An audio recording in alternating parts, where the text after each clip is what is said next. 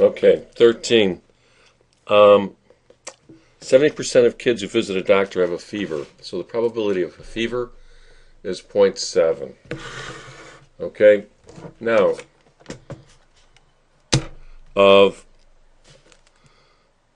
30% of kids with a fever, so given that they have a fever, 30% have a sore throat. Okay, so the probability of a fever is 70%, or 0.7. If they have a fever, or given that they have a fever, it's written like this, the probability of a sore throat is 0.3. Now, what are they asking? What's the probability the kid who goes to the doctor has a fever and a sore throat? All right. Now, here's what we're told. We're told the probability that they have a sore throat given they have a fever, and the probability they have a fever. Well, the probability that they have a fever given they have a sore throat just uses the probability of a conditional, the definition of a conditional probability. In other words, it equals the probability of a sore throat and a fever divided by the probability of a fever. So we can make an algebraic expression out of this. The probability that, the conditional probability that they have a sore throat given that they have a fever is 0.3.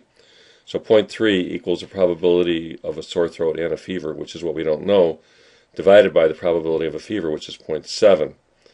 So we just solve for the probability of a sore throat and a fever, multiply both sides by 7, and we get the probability of a sore throat and a fever is 0.21.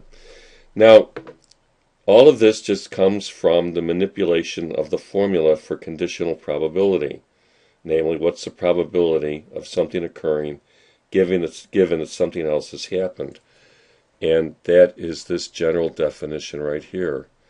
The probability of A occurring, given that B has occurred, is the probability of A and B occurring divided by the probability of B. And that's it. I mean, you just you use that formula, use what's given, and find out what you don't know. Now, 14 is a lot simpler.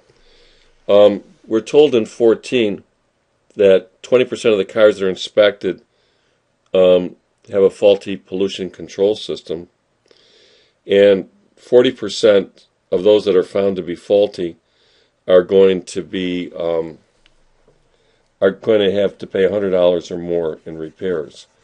Now, these two things are independent of each other. So we want to know what's the probability you end up more than paying $100, and that's really the probability that you're found faulty and you pay $100. So whether or not you're found faulty is independent of whether or not you have to pay $100. These are two separate events. They don't, whether or not you're found faulty doesn't have being found faulty obviously has an impact on whether you have to pay $100. But the events in themselves are independent. So this simply equals the probability of being found faulty times the probability of paying $100, which is 0.2 times 0.4, which is 0.08.